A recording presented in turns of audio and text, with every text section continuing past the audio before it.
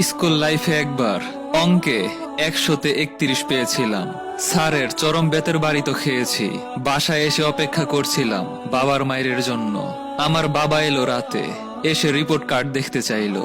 আমার খুব কান্না পাচ্ছিল। আমি তখন ক্লাস 7-এ পড়ি। আমার বাবা কত আগ্রহ করেই না রিপোর্ট কার্ড চেয়েছে। মাথা নিচু করে বাবার সামনে বসে আছি।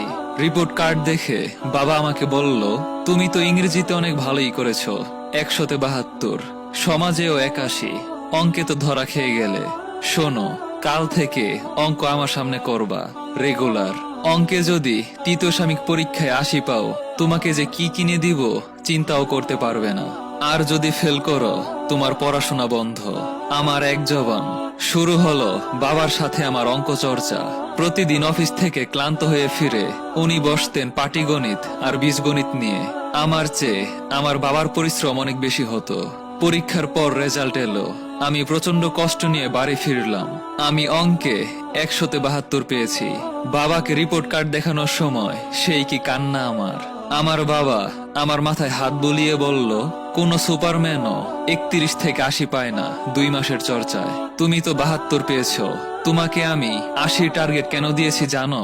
কারণ যেই তুমি 31 বা 40 পেয়ে মন খারাপ করতা না, শুধু টেনশন করতা বেতের বাড়ির, আজ সেই তুমি 80 পাওনি বলে কান্নাকাটি করছো। কারণ তোমার মানসিক পরিবর্তন হয়েছে। এখন তুমি বুঝতে পেরেছো তুমি আসলে 80 পাবার যোগ্য। সেই সন্ধ্যায় বাবা আমাকে নিয়ে স্টেডিয়াম মার্কেটে গিয়ে সেগা ড্রাইভ টিভিতে চলে একটি গেম কিনে দিল। বাবার এই আচরণ আমার মনে প্রচন্ড প্রভাব ফেলেছিল। আমাকে আমার বাবা কখনোই চাইবার সাথে সাথে কোনো কিছু কিনে দিত না, শর্ত জুড়ে দিত। শর্তে হেরে গেলে আমি সে জিনিসটা পেতাম না, আর মনও খারাপ করতাম না।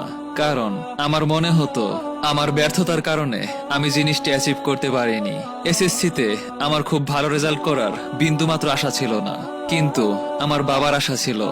আর বাবার সেই আশার শক্তি এতই বেশি ছিল যে আমি এসএসসিতে প্রচন্ড ভালো রেজাল্ট করি।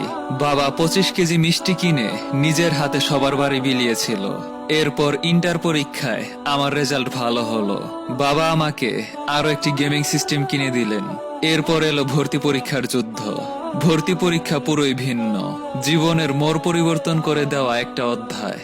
আমি বন্ধু বান্ধব, আড্ডা গান এইসব নিয়ে মেতে গেলাম। এক রাতে আমার বাবা আমাকে বলল,